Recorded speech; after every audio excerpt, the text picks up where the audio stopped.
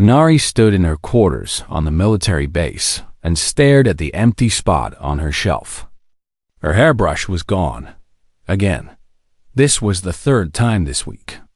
And she was starting to think it wasn't just her forgetting where she put things. She walked down the metal corridors of the base on planet Kethra 7, passing several of the alien warriors who lived and trained there. They were tall creatures, covered in thick fur with manes around their necks and shoulders. They looked like a mix between lions and wolves, but they walked on two legs and carried weapons. The humans called them the Ketheri, and Nari was the only human living in this particular unit as their cultural liaison. When she reached the training yard, she stopped and blinked in surprise. Two young Ketheri warriors sat in the corner, and something was very different about them. Their manes were smooth, perfectly smooth. Not a single tangle or knot like all the other warriors had. Minho? Hyunsik? Nari called out to them. The two young warriors looked up at her. They were barely adults by Ketheri standards, still learning to fight and follow orders. Minho held something behind his back, but Nari already knew what it was. "Is that my hairbrush?" she asked. Hyunsik's ears drooped slightly. Minho brought the hairbrush forward and held it out to her, but he didn't look sorry. He looked excited. "Human Nari, this tool is amazing," Minho said in his rough voice. The Ketheri language always sounded like growling to human ears, but Nari had learned to understand it perfectly. "What is it for? Is it a weapon? A ritual item?" Nari took the hairbrush back and sighed. "It's for grooming. For making hair smooth and tangle-free." "Grooming?" Hyunsik tilted his head. "You mean like cleaning?" "Sort of," Nari said. She ran her fingers through her own hair to demonstrate. "Humans use it to take care of our hair. It keeps it from getting tangled and makes it easier to manage." Minho and Hyunsik exchanged glances. Their eyes went wide with understanding. "Easier to manage," Minho repeated. "Yes, that is what it does." Before Nari could respond, Hyunsik let out a loud call that echoed across the training yard. Within moments, 5 more young warriors ran over to them. They all stopped and stared at Minho and Hyunsik's smooth manes. "How did you do that?" one of them asked. "The human's tool," Minho said proudly. He pointed at the hairbrush in Nari's hand. The young warriors crowded around Nari, their eyes fixed on the simple plastic brush. She took a step back, suddenly feeling very small, surrounded by creatures twice her size. "Wait, hold on," she said. "This is just a personal grooming item. It's not meant for, can you show us?" One of the warriors interrupted. "Please, human Nari," another added. Nari looked at their eager faces and the tangled, messy manes they all carried. Some had burrs and twigs caught in their fur from training exercises. Others had mats that looked painful.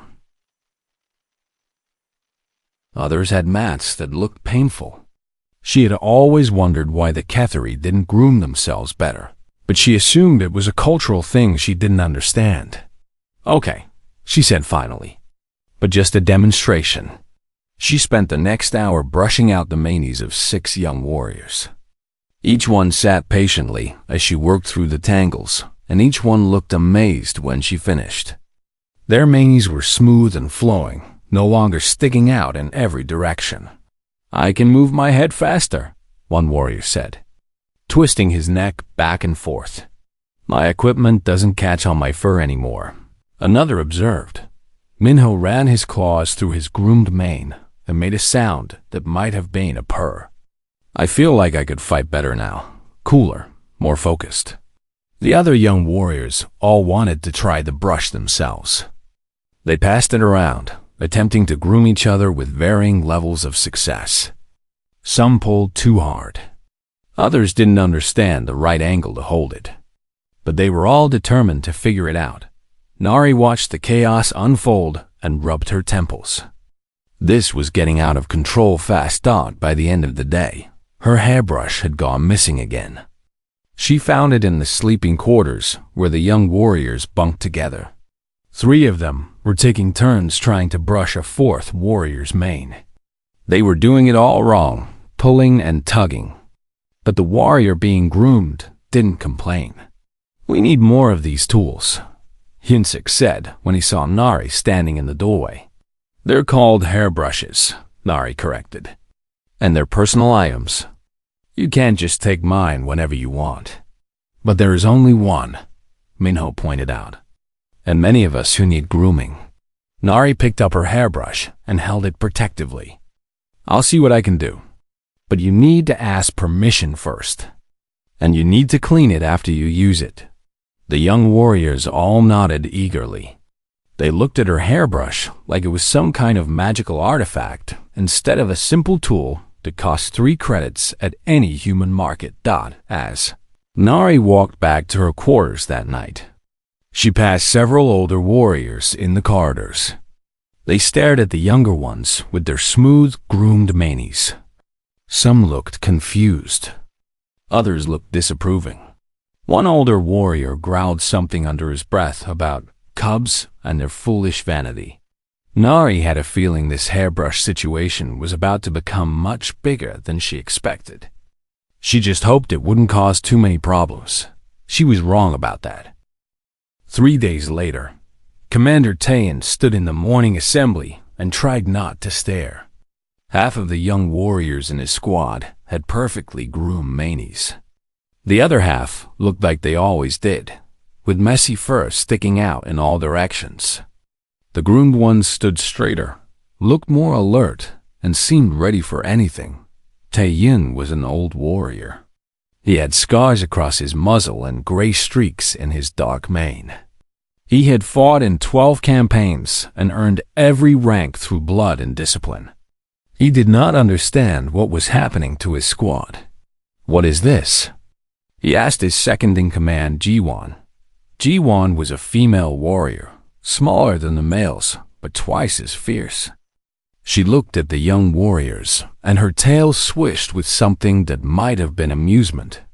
The human's grooming tool. The cubs found it, and now they will not stop using it.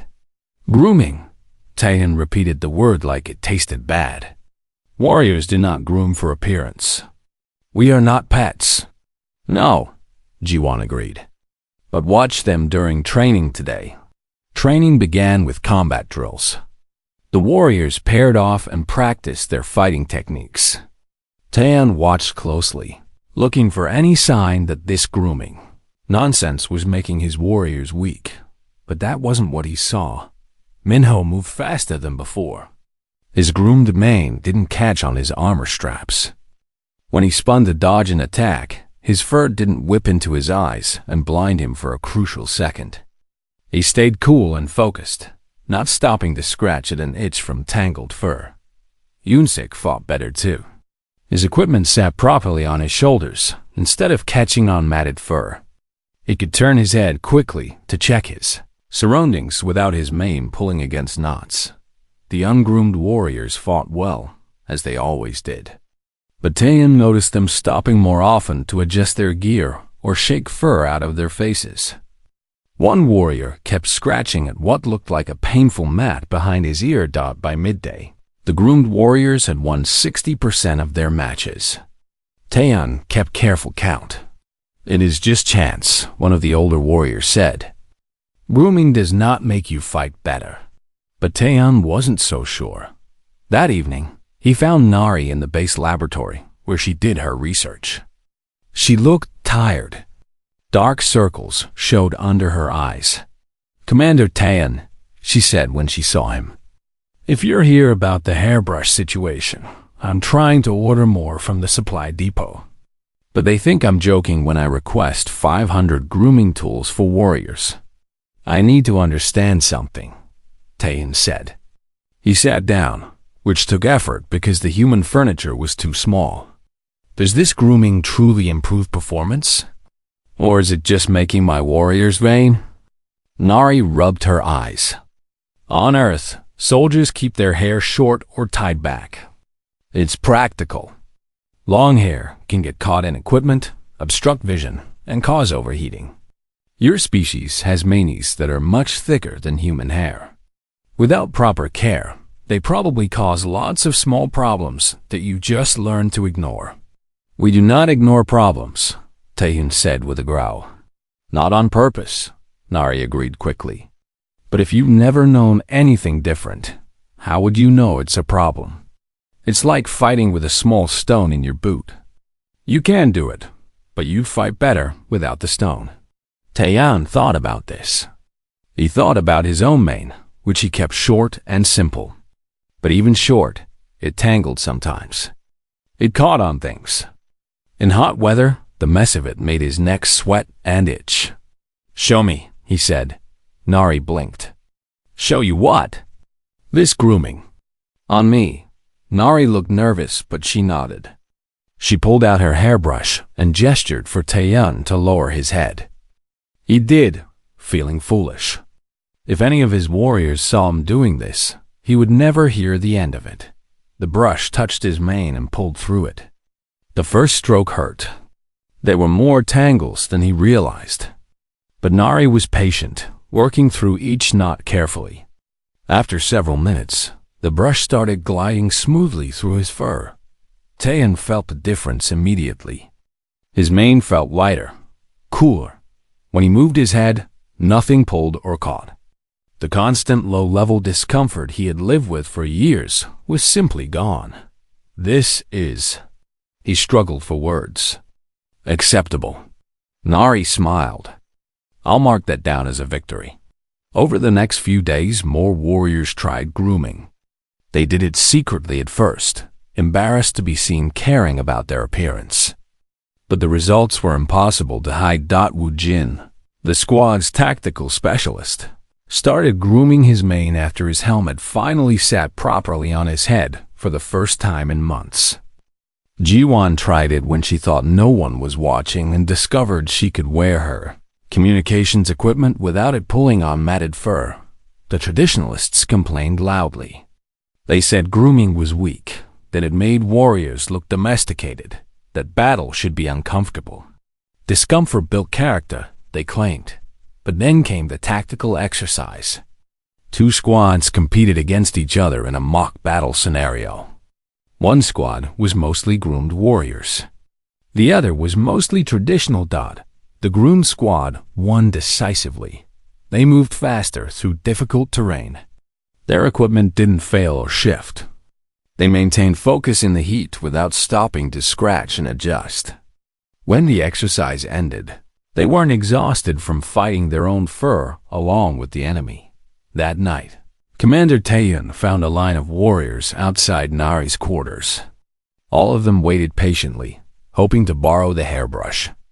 Even some of the older warriors stood in line, trying to look casual about it. The next morning, Base Commander Seok-jin called an emergency meeting.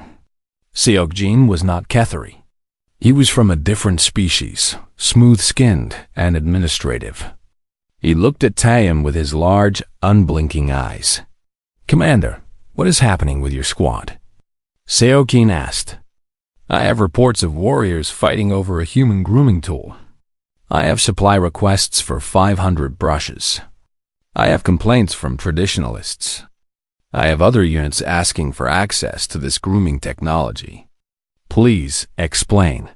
Taehyun sat up straighter. His freshly groomed mane didn't catch on his collar. "Sir," he said, "I believe we need to conduct an official demonstration." The demonstration was scheduled for the main training hall. Every warrior on the base was required to attend. Nari stood at the front of the room with her hairbrush and tried not to shake. Behind her, a large screen would show close-up views of what she was doing. Next to her stood Minho and Hyunsik, both with their perfectly groomed manes on display. Base Commander Seok-jin sat in the front row. Commander Taehyun stood to the side with the rest of his squad. And in the back, making his disapproval clear, sat Elder Doyen. Doyen was ancient by Kethari standards. His mane was silver with age, long and traditional, full of ritual braids that marked his achievements. He wore the old-style armor and carried weapons that most modern warriors only saw in museums. He represented everything traditional about Ketheri warrior culture. "This is foolishness," Doyen announced before the demonstration even began. "Grooming is for show animals and soft civilians. Warriors are meant to be fierce and wild. Our ancestors never brushed their manes. Your ancestors also never used plasma rifles."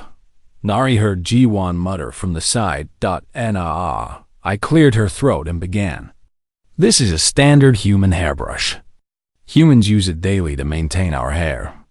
I'm going to demonstrate how it works on Ketheri manes and explain the practical benefits." She called up one of the ungroomed warriors. His mane was a disaster of tangles, with what looked like part of a training dummy stuck in the fur near his shoulder.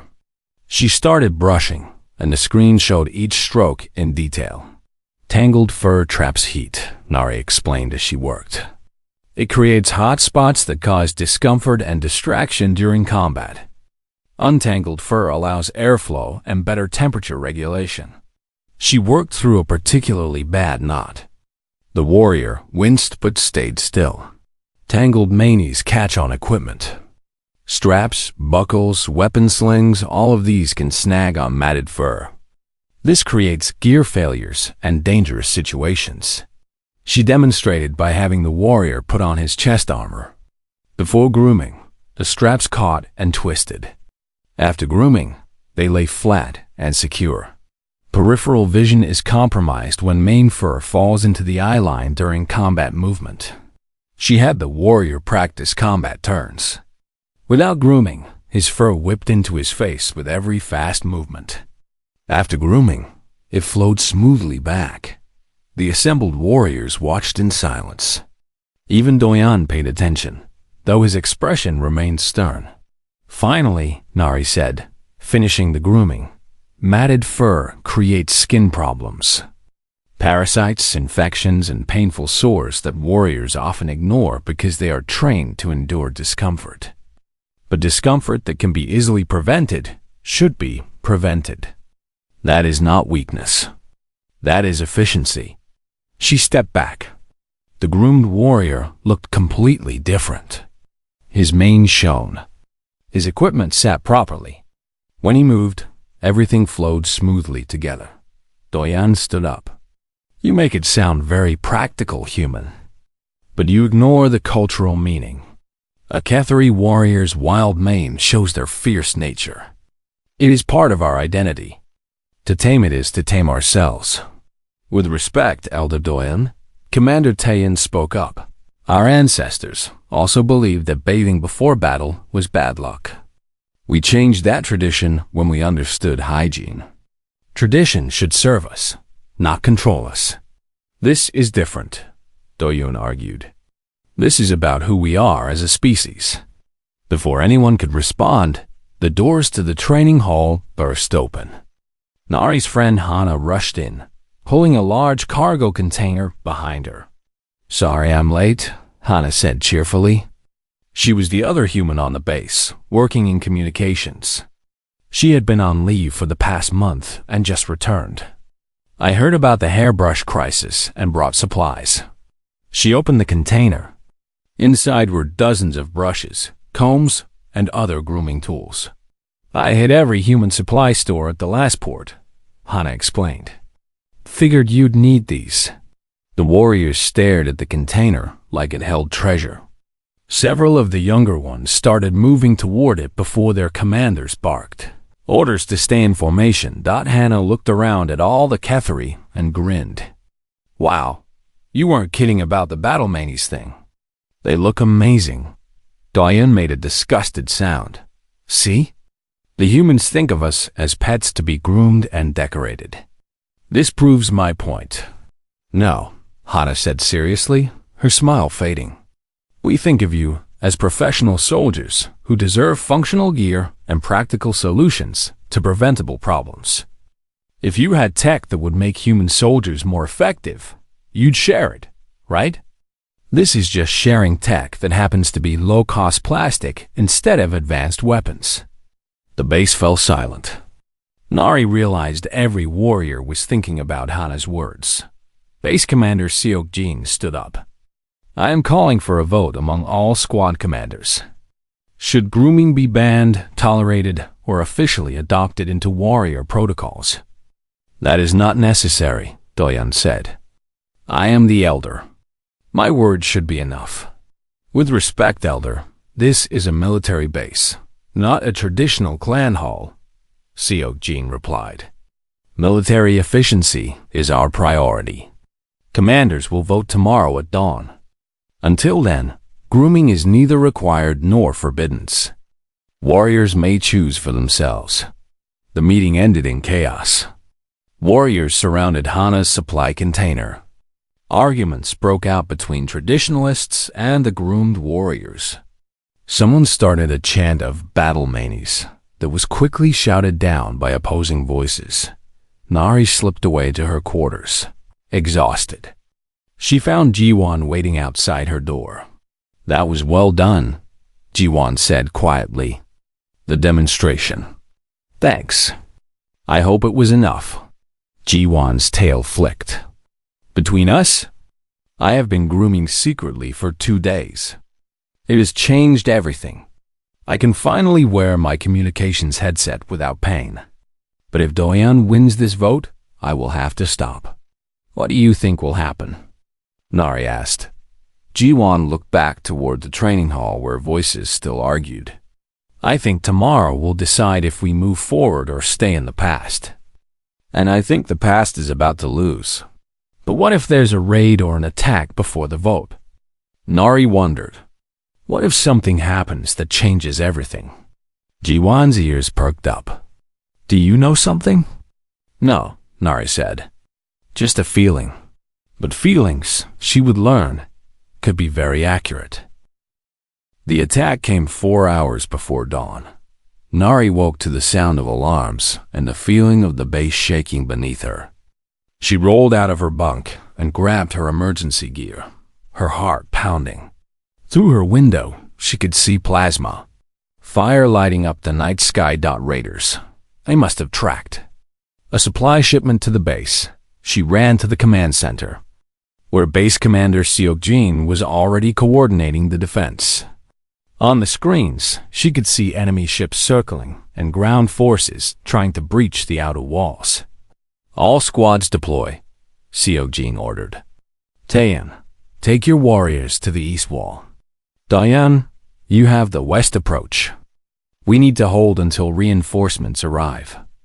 Nari watched as warriors rushed to their positions. In the chaos, she could see both groomed and ungroomed fighters grabbing weapons and heading into battle together. The vote hadn't happened yet. Whatever differences they had about grooming meant nothing now. She stayed in the command center, monitoring communications. Hana worked beside her, maintaining contact with all the squads. The first reports came quickly. East wall holding. Taeyeon's voice crackled over the comm. Heavy resistance, but we are managing. West approach engaged, Doyan reported. Raiders are using thermal weapons. It is getting very hot. The battle intensified. Nari watched the screens showing helmet cam footage from the warriors. She saw Minho and Hyunsik fighting side by side, their groomed manies flowing smoothly as they moved. Next to them, ungroomed warriors fought just as bravely. But she noticed differences in the thermal footage. The ungroomed warriors showed brighter heat signatures around their necks and shoulders. Their tangled manies trapped heat, making them overheat faster. Some stopped to remove pieces of armor to cool down, leaving them exposed. Squad 3 reporting equipment malfunction. Someone called over the comm. Harness straps failing. Nari recognized the voice. It was one of the traditionalists who had argued against grooming. His gear was catching on his matted fur, just like she had warned. On the east wall, Minho's squad was pushing back the raiders effectively. Their groomed manies didn't interfere with their helmet seals or weapon slings. They could fight at full capacity without constantly adjusting their gear. But on the west approach, Elder Doyen's traditional warriors were struggling. The thermal weapons the raiders used made the air shimmer with heat. The ungroomed warriors were suffering badly in the high temperature, their thick, tangled manes making it worse. West approached falling back. Doyen's voice came through, tight with strain. We need support. Taeyeon, can you spare anyone? Seokin asked. Sending Ji-won with a support team? Taeyeon responded. Nar, I watched as Ji-won led 5 groomed warriors from the east wall to reinforce the west. They moved fast through the base, their gear staying in place, their movements unhindered. When they reached Doyen's position, the difference became obvious. Ji-won's team pushed forward while the traditional warriors struggled with the heat and their failing equipment. The battle turned. Then disaster struck. Warrior down on the east wall. Someone shouted over the comm. Ji-hoon is trapped behind enemy lines. Nari's breath caught. Ji-hoon was one of the young warriors who had sided strongly with the traditionalists. He had mocked the groomed warriors and refused to even try brushing his mane. I'm going after him, Minho announced. Negative, Taeyeon ordered. Too dangerous. Pull back to defensive positions. Commander, I can reach him, Minho insisted. There was a pause. Then Taeyeon said, Go. Hyunsik, cover him. Nari watched Minho's helmet camera as he ran toward Ji-hoon's last position. Raiders fired at him, but he moved with incredible speed and precision. His groomed mane didn't whip into his eyes as he ran. His equipment stayed secure as he jumped over obstacles. He found Ji-hoon pinned down behind a broken wall. The young warrior's chest armor had twisted, caught on his matted mane fur. He couldn't move properly, and his weapon was jammed. Stay still, Minho ordered. He grabbed Ji-hoon and started pulling him back toward friendly lines. Raiders spotted them and opened fire. A plasma bolt came straight at Ji-hoon's head. Minho saw it a split second before it hit. His clear vision, unobstructed by mane fur, gave him just enough time to react. He knocked Ji-hoon to the side, and the bolt missed by centimeters. Move, move! Hyunsik provided covering fire as Minho dragged Ji-hoon to safety. They made it back to the defensive line. Ji-hoon was breathing hard, his eyes wide with shock. You saved my life, he said to Minho. Yes, Minho agreed. Then he added quietly, my clear vision helped. No fur in my eyes. Ji-hoon looked down at his twisted armor, still caught in his own tangled mane. He said nothing, but Nari saw understanding cross his face. The battle lasted another 2 hours. By the time the raiders finally retreated, the base was damaged but secure. Reinforcements arrived, just as the last enemy ship fled. In the aftermath, warriors gathered in the main hall for medical treatment and damage reports. Nari helped where she could, treating minor wounds and distributing water. She saw Elder Daeun sitting alone in a corner. His silver mane was scorched and tangled, much worse than before the battle. His armor had failed in 3 places where straps caught on matted fur. He looked exhausted and, for the first time, old. Nari approached him carefully. Elder Daeun, may I help with your mane? Some of those burns need treatment, and the tangled fur is making it worse. Daeun looked at her for a long moment. Then he nodded slowly. Nari sat down and began working through the damaged mane. She was as gentle as possible, carefully removing burnt fur and treating the skin underneath. Daeun sat silently, but she felt him relax as she worked. I fought in 23 battles, Daeun said quietly, always with pride in the traditional ways. But tonight, I watched my warriors suffer for no good reason while others fought better simply because their fur was brushed. Tradition is important, Nari said carefully. But maybe some traditions can evolve. Evolution, Daeun repeated the word. Yes, perhaps that is what this is. He was quiet for a moment, then asked, Human Nari, would you teach me the proper way to use these grooming tools? Nari smiled. I would be honored, Elder. Across the hall, Su-min, the supply ship pilot, was recording everything on her personal camera. She had arrived with the reinforcements and couldn't believe what she was seeing. Battle-hardened warriors, fearsome predators, all talking about hairbrushes and grooming techniques. "This is going to be the strangest report I ever file," Su-min muttered.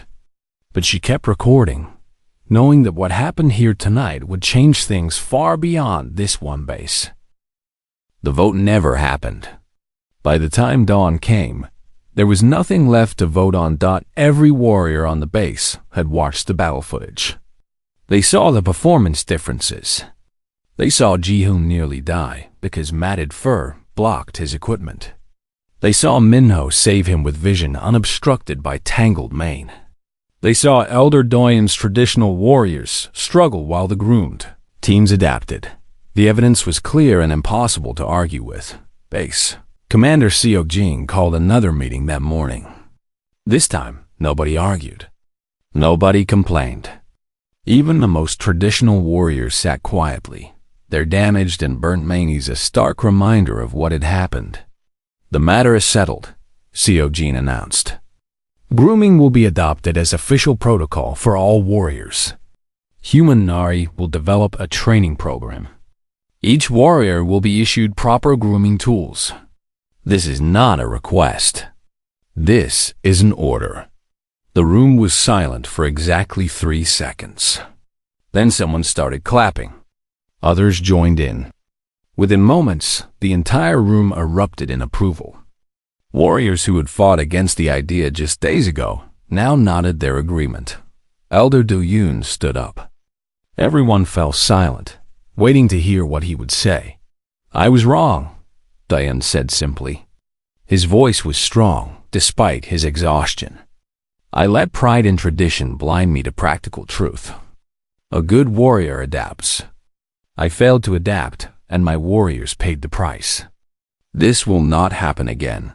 He turned to Nari and gave a deep bow, the kind reserved for honored elders and heroes. "Human Nari, I ask that you teach me first. Let an old warrior show the young that it is never too late to learn." Nari felt her eyes water. She returned the bow. "It would be my honor, Elder." Over the next week, the base transformed. Nari found herself teaching grooming classes to groups of warriors. Hana helped, showing them different techniques for different mane types. Some warriors had thick, coarse fur that needed wider toothed combs. Others had fine, silky manes that required gentle brushing. Commander Taeyeon developed a grooming schedule that fit into the daily routine. Morning grooming before drills. Evening maintenance after training. Weekly deep grooming sessions to address any developing problems. Woojin, the tactical specialist, started documenting everything. He created manuals with diagrams showing proper technique. He measured performance improvements and compiled data proving what they all already knew. Grooming made warriors more effective. But something unexpected happened too. Warriors started personalizing their grooming styles. G1 developed a technique where she braided small sections of her mane and wove them with her communications cables. It kept the cable secure and looked striking. Other warriors copied her style. Commander Taeyeon created the commander's braid, a single thick braid that ran down his spine from his mane to his lower back. It showed his rank and kept all his fur perfectly controlled. Senior warriors adopted similar styles to mark their positions.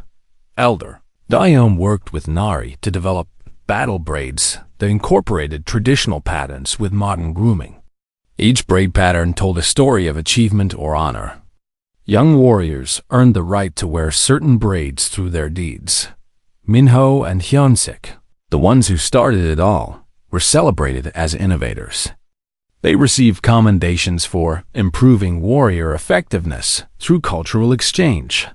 They both looked embarrassed by the attention, but proud of what they had achieved.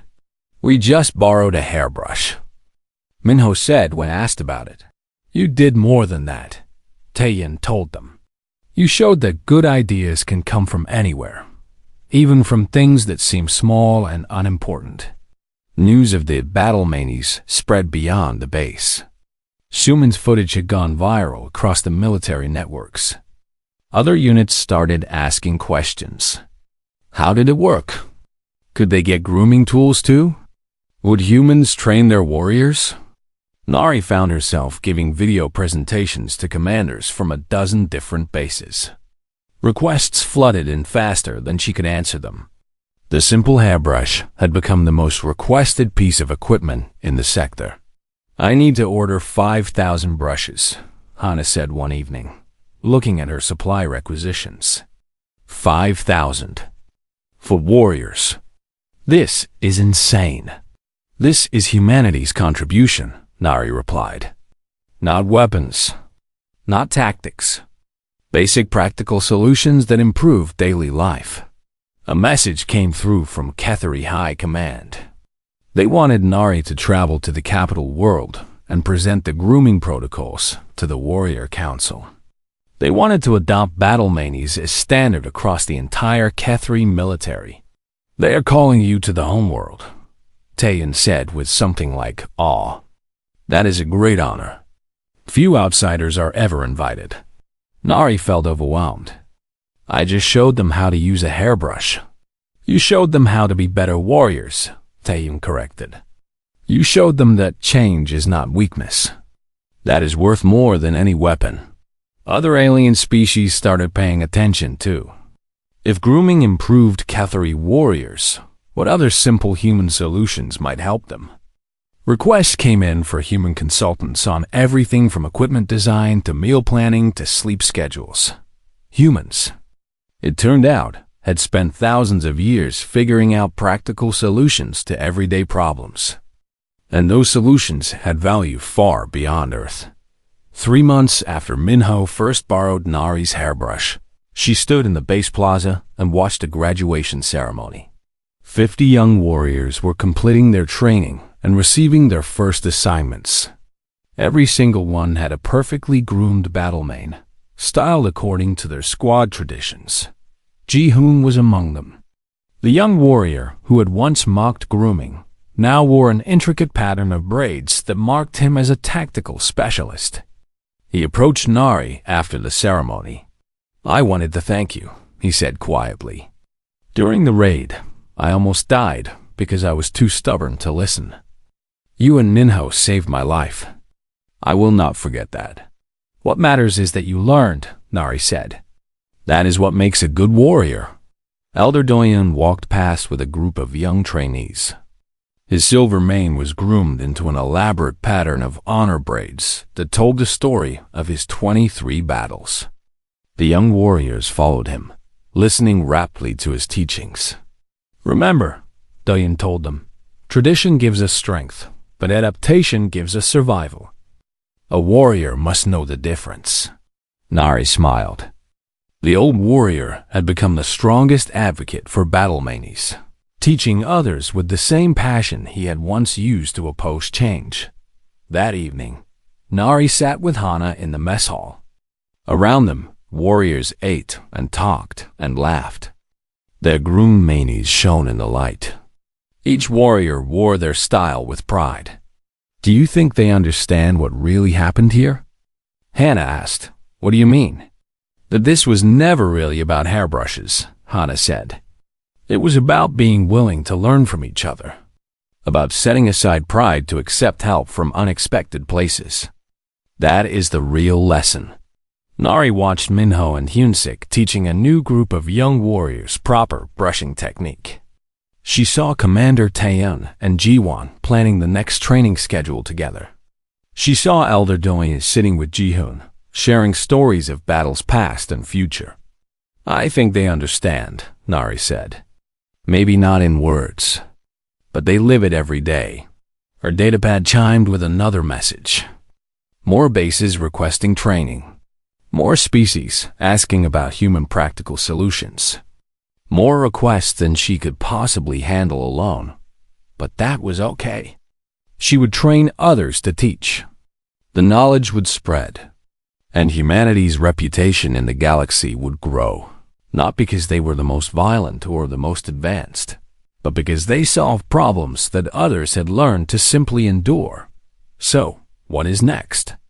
Hannah asked. Nari pulled out a small container from her bag. Inside were nail clippers, dental floss, and moisturizing cream. I think it is time to introduce them to proper claw maintenance, Nari said with a grin. Hannah laughed. You are going to revolutionize the entire galaxy one grooming tool at a time. Someone has to, Nari replied. Might as well be us. Outside the windows, the base hummed with activity. Warriors trained and studied and prepared for whatever challenges the galaxy would throw at them next. And every single one of them had a perfectly maintained battle mane, a symbol of their willingness to adapt, to learn, and to accept wisdom from the most unexpected sources. The predator cubs had found her hairbrush, and in doing so, they had found something far more valuable, the understanding that strength comes not from stubbornness, but from the courage to change,